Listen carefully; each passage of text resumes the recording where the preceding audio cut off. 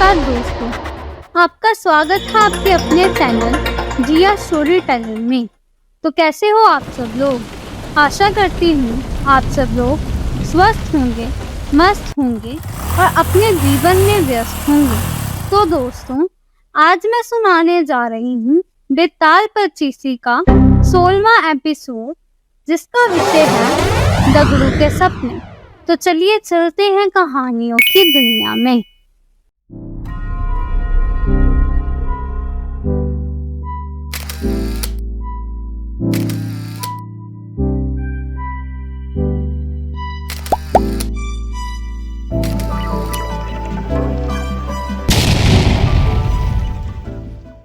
सालों पहले की बात है। चंदनपुर नाम के एक गांव में दगड़ू नाम का लड़का रहा करता था। वह बहुत ही आलसी और कामचोर था। दगड़ू के आलस और दिन रात सोने की आदत से उसकी बूढ़ी माँ परेशान रहती थी। किसी तरह वो दर्जी का काम करके अपना परिवार चलाती, लेकिन दगड़ू पर इसका कोई असर नहीं पड़ता। वो तो बस दिन रात सोता और सपने देखा करता था। लेकिन सबसे अनोखी बात यह थी कि जब भी वो कोई अनहोनी या बुरा घटना से जुड़ा सपना देखता तो कुछ घंटे बाद वह सपना सच हो जाया करता था। एक दिन रोज की तरह दगड़ू सो रहा था। अचानक उसे सपना आया कि एक लड़की की शादी में डाकू आए और सारा सामान लूट कर ले गए। जैसे ही सुबह हुई, उस आलसी लड़के को सपने में दिखी लड़की अपने घर में नजर आई।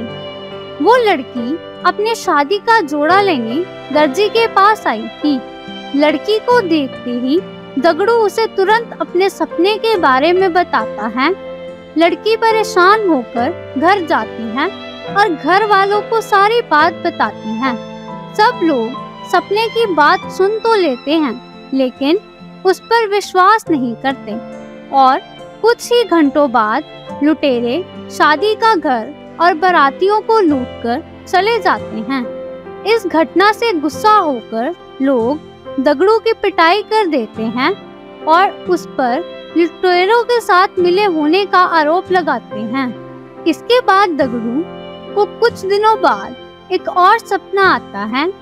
इस बार दगड़ू अपनी ही पड़ोसन की चौधराइन के नए मकान में आग लगने का सपना देखता है। दोपहर के समय जब वो आलसी लड़का घर से बाहर निकलता है तो उसे चौधराइन मोहल्ले में नए घर की खुशी में मिठाई बांटती और लोगों को गृह प्रवेश समारोह में न्योता देती नजर आती है। महिला को देखते ही उसके पास दगड़ू भागा चला जाता है और उसे अपने सपने के बारे में सब कुछ बता देता है। महिला दगड़ू पर नाराज होकर वहां से चली जाती है, लेकिन समारोह से पहले घर को आग से बचाने का पूरा बंदोबस्त कर लेती है।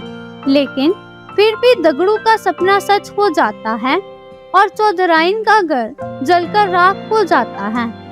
ऐसा सालों तक चलता जाता है।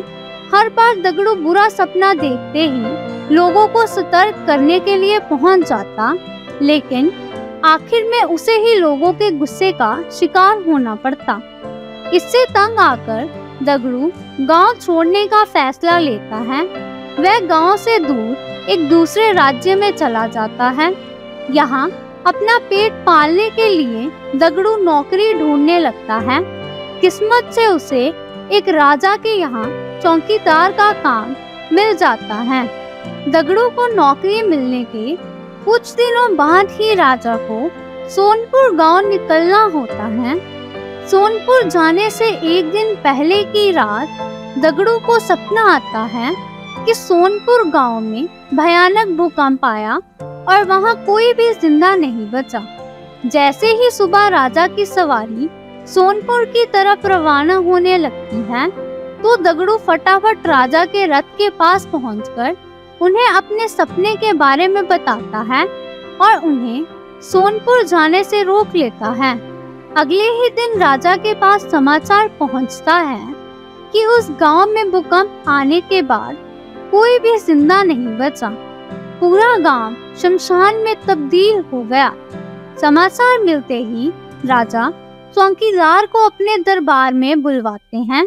सोनपुर में आए भूकंप से बचाने के लिए वो दगड़ू को कीमती जेवर देकर नौकरी से निकाल देते हैं। इतनी कहानी सुनाकर बिताल चुप हो जाता है। कुछ देर बाद वो राजा विक्रम से पूछता है, बताओ दगड़ू को उपहार देने के बाद नौकरी से क्यों निकाल दिया गया?